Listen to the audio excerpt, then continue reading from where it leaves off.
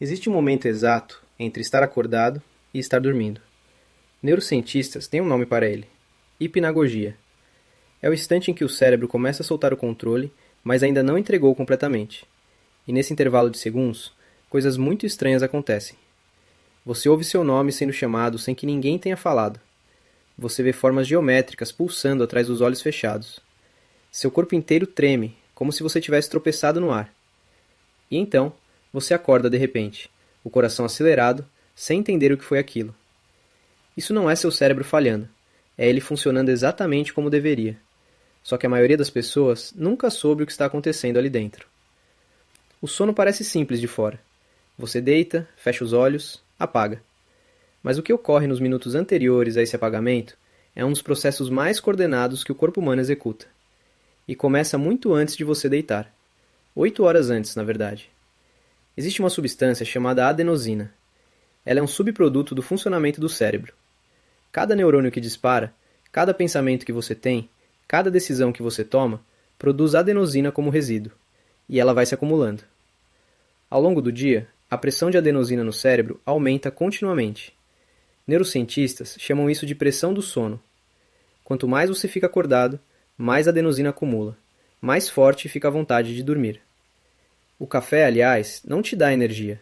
Ele apenas bloqueia temporariamente os receptores de adenosina. A substância continua se acumulando por baixo.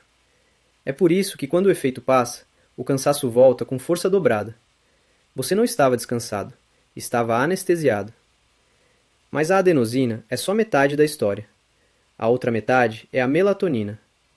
O cérebro tem uma estrutura chamada núcleo supraquiasmático. É um aglomerado minúsculo, de cerca de 20 mil neurônios no hipotálamo. Mas ele controla o relógio biológico do corpo inteiro. E esse relógio é calibrado pela luz. Quando a luz do dia começa a diminuir, o núcleo supraquiasmático manda um sinal para a glândula pineal, que começa a liberar melatonina no sangue. Melatonina não é um sedativo. Ela não te derruba. Ela é um sinal. Uma mensagem química que diz ao corpo: está escurecendo, prepare-se. A temperatura corporal começa a cair. O metabolismo desacelera. A frequência cardíaca diminui. O sistema digestivo reduz a atividade. O corpo inteiro muda de marcha. E é aqui que entra o problema moderno. As telas emitem luz azul, que tem comprimento de onda muito próximo à luz do sol. O núcleo supraquiasmático não distingue os dois. Quando você olha para o celular no escuro às 11 da noite, o cérebro entende que ainda é dia. A melatonina é suprimida. O relógio biológico atrasa. E você fica acordado, sem saber por quê. Não é falta de disciplina. É neurologia básica sendo sabotada por um aparelho de 6 centímetros. Mas vamos supor que você desviou das telas, que a melatonina subiu, a temperatura caiu e você finalmente deitou. O que acontece agora? O cérebro entra no estágio N1. É o estágio mais leve do sono, aquele ponto de transição que dura apenas alguns minutos. As ondas cerebrais, que durante a vigília vibram rapidamente em padrão chamado de ondas beta, começam a desacelerar para ondas alfa e depois teta. E é aqui que a hipnagogia acontece. Com o controle consciente relaxando, o cérebro começa a soltar fragmentos de pensamento de forma não linear, imagens sem contexto, palavras isoladas, sensações físicas sem origem. O tremor que você sente, aquela sacudida brusca que te acorda do nada, tem um nome: mioclonia hipnagógica. Existe uma teoria de que é um resquício evolutivo. Nossos ancestrais dormiam em árvores. O relaxamento muscular repentino era interpretado pelo cérebro como queda. O tremor era o sistema de alarme disparando para evitar que o corpo caísse. Você ainda carrega esse reflexo. Toda vez que treme antes de dormir, está reencenando um medo de 40 mil anos atrás. Depois do N1, o cérebro afunda no N2. As ondas cerebrais ficam mais lentas ainda, e aparecem dois fenômenos específicos: os fusos do sono e os complexos K. Os fusos do sono são rajadas rápidas de atividade elétrica que duram menos de 1 segundo cada. Pesquisadores da Universidade de Harvard descobriram que a quantidade de fusos do sono que uma pessoa produz está diretamente correlacionada com sua capacidade de consolidar memórias durante a noite. Quanto mais fusos, mais aprendizado fixado.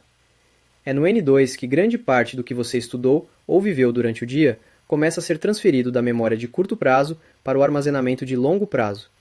Você não aprende dormindo, você consolida o que aprendeu acordado.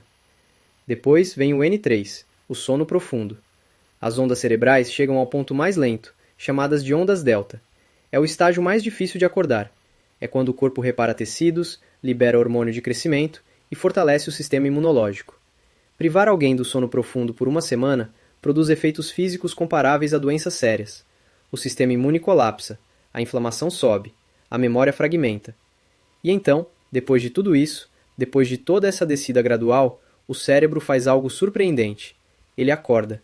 Não completamente, mas quase. O sono REM, que significa movimento rápido dos olhos, é o estágio em que os sonhos mais vívidos acontecem. E do ponto de vista neurológico, é perturbador. Durante o REM, o córtex pré-frontal, a região responsável pela lógica, pelo julgamento, pela consciência crítica, quase se desliga. Ao mesmo tempo, a amígdala, centro das emoções, dispara com intensidade máxima. O resultado é que você vive experiências com intensidade emocional total, sem nenhum filtro racional para questionar se aquilo faz sentido. É por isso que nos sonhos você aceita o absurdo sem pestanejar. Seu chefe virou um peixe e você não acha estranho. Você está voando sobre uma cidade que não existe e parece completamente normal. A lógica foi desligada, só sobrou a experiência. Matthew Walker, neurocientista de Berkeley, descreve o REM como terapia noturna. O cérebro reativa memórias emocionalmente carregadas, mas num estado com menos noradrenalina, o neurotransmissor ligado ao estresse. Isso permite reprocessar experiências difíceis sem a carga emocional original. Pessoas que dormem bem depois de eventos traumáticos se recuperam mais rápido. Não porque esqueceram, porque o cérebro processou. O sono não é uma pausa na vida, é parte essencial do processamento dela. E ele começa naquele momento exato, naquela fresta entre estar acordado e estar dormindo, quando o cérebro ainda está solto o suficiente para ver formas que não existem, ouvir nomes que não foram ditos e cair de lugares onde nunca esteve. Tudo isso antes de você sequer perceber que já foi.